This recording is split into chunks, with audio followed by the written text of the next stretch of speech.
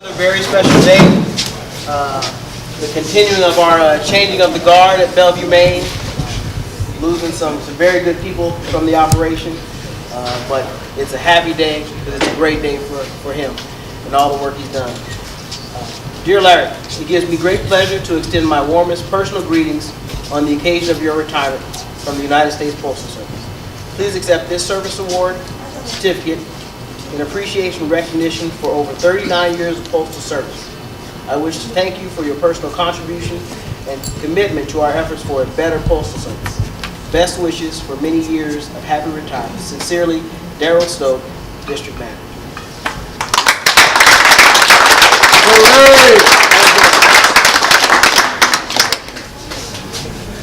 Larry? Am I next? Or? The floor is yours. Wait, can I do it? Oh, please. No, we get. Sorry, you're the man of the day, but I might get mine out of the way. Congratulations for all of everything you've done for everybody all through the years. What a great shop steward. Thank you. Everybody looks to you and miss you. Thank you very much.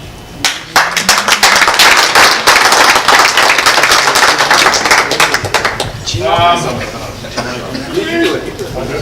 All right, wait, Larry. Okay. Only 10 more to go. You have the last. All right, this is for your string because nobody's ever on it, so you always give, if anybody's ever here, you give them the gold star or be on it here today. So Larry Coggins is hereby awarded the Distinguished Gold Star Award for being the one and only T6, 403, 405, 1214 since the dawn of time.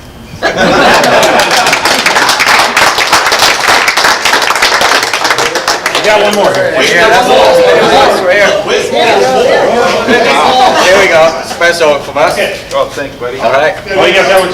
Open it. Open it. Open that one. Hot. Slowly. Yeah.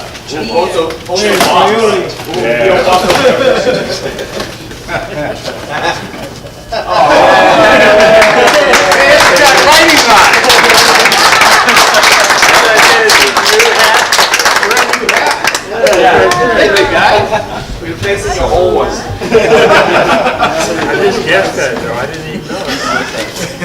Thank you very much.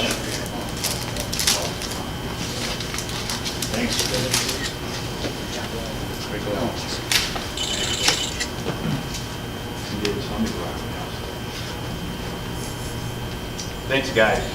I appreciate it a lot.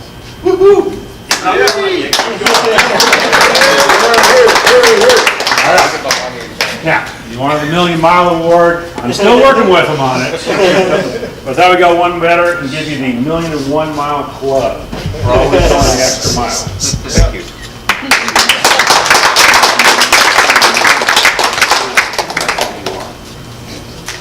Oh, I got one more. Any more?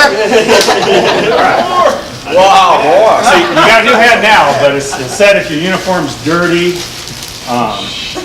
nobody's getting any respect, and you're going into a new career, so you got to have a new uniform. So we thought I'd set you up.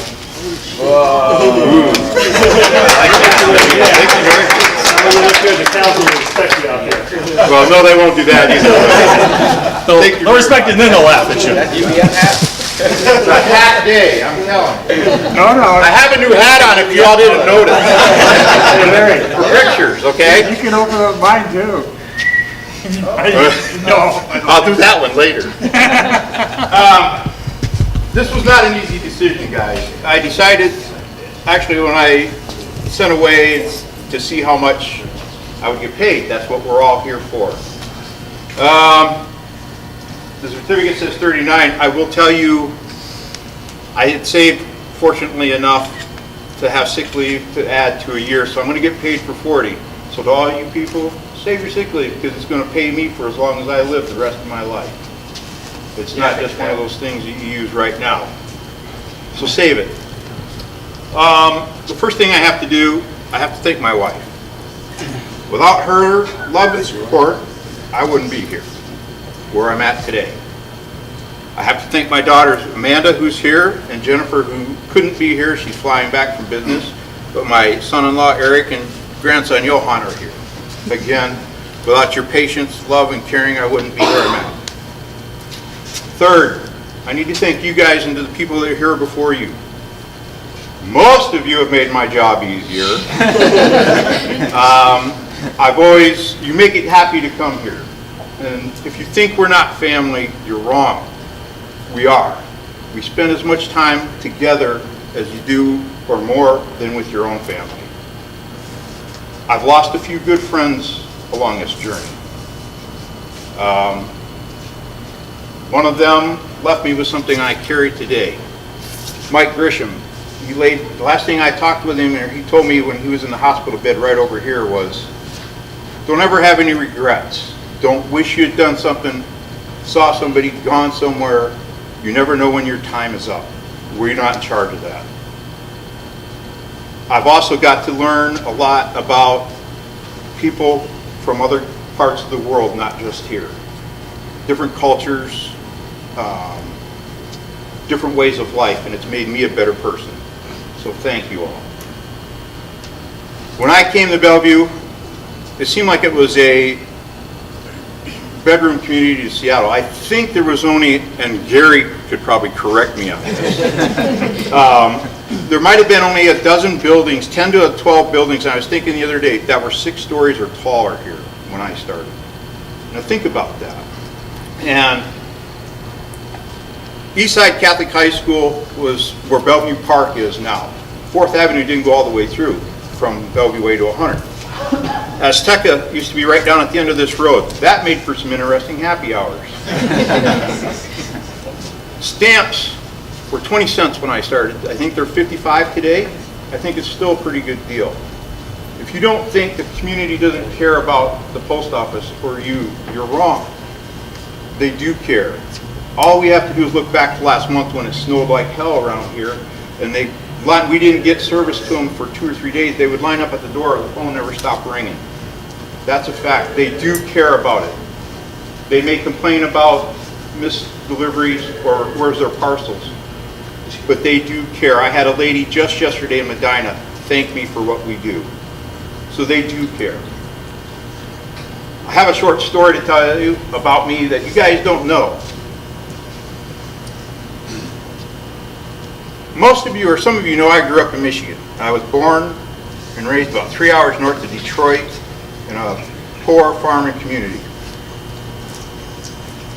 When I was getting ready to graduate in May from high school, 1978, for those who care, I would have been the first one. I was going to get to go to college. I was going to go to Northern Michigan. And I was been the first one in my family to get to go. A couple months before that, in January, my dad was involved in a hunting accident and he was shot. He lived, but I knew at that point I was never going to get to go to college a traditional way. So instead, I signed up to go to the Air Force. Thought I'd see the world. Ironically, I was stationed 2 hours north of my parents' house in Northern Michigan for 4 years. That being said, we got married, and I'd never been out west prior to that. We came out here to visit on vacation, and we loved it. So we knew we wanted to come out here when I got out of the military. They told me when I was out processing to go to the post office and apply for jobs. So that's what I did. We came out here, and when I went down to apply, Marilyn's brother and I, Carl, went down to apply at Queen Anne Hill. And at that time, they wouldn't even let him apply. They weren't hired. They said I was an exception because I was just out of the military within 180 days, so I got to take the test. I took 13 of them because you took the test for every city you wanted to work in. Needless to say, I wanted to get a job. A couple months later, I got a phone call to ask if I wanted to be a casual, kind of like a TE or a CCA at that time. And I said, sure. So they sent me down to the plant at First and Lander behind what used to be the old Sears or Starbucks today. And they hired me at that time. I worked a graveyard shift to work 2 to 3 hours a night on a machine called an OCR, optical character reader. And that was printing on and reading barcodes, because at that time there was LSM machines. The clerks set aside and keyed in where the letters went. So I did that for 2 or 3 hours a night, and then they would send me downstairs to unload train cars of bulk mail and then break that down. And then about an hour later, or the last hour, usually I would load dispatch trucks. and send them out to the different offices. A couple months later, I did that for 90 days. A couple months later, I got a call from Bellevue. James Nesbitt was the postmaster. He hired me. I lived up, we were able to, that started my postal career here. We were able to buy a house just up the road here at, just across from the QFC. When my daughter Jennifer was a year old and Marilyn was pregnant with Amanda, we went to Ellensburg to a rodeo. It's the first time I'd been to one. And I remember sitting there vividly during the bull riders, the bull throwing the rider.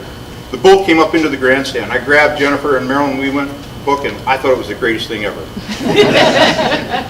Hence, from that point on, we started buying season tickets or went to the rodeo every Labor Day forever. During that time, you couldn't stay in Ellensburg because they didn't have enough hotels. So we did stay in the neighboring town called Cle Elum. It turned into a family event every year. About 5 years ago, we decided to start looking for some place to move to. I happened to find some place, and it was in the town of Cle Elum. We went and looked at it. We loved it. It was a 20-acre operating horse ranch at the time. Ironically, the owners or sellers was and still is one of the vice presidents of the Ellensburg Rodeo. We bought it, we loved it, or still love it. I don't have horses yet, I've been vetoed on that so far, but we have cows, and actually I'm getting cows next week again. But I want to take you back to when I was in high school. And I suggest, if you haven't moved in 30 years, you should really go through some stuff. I happened to find something, I have no reason to believe why I would ever kept this. Currently, it was in boxes or whatever.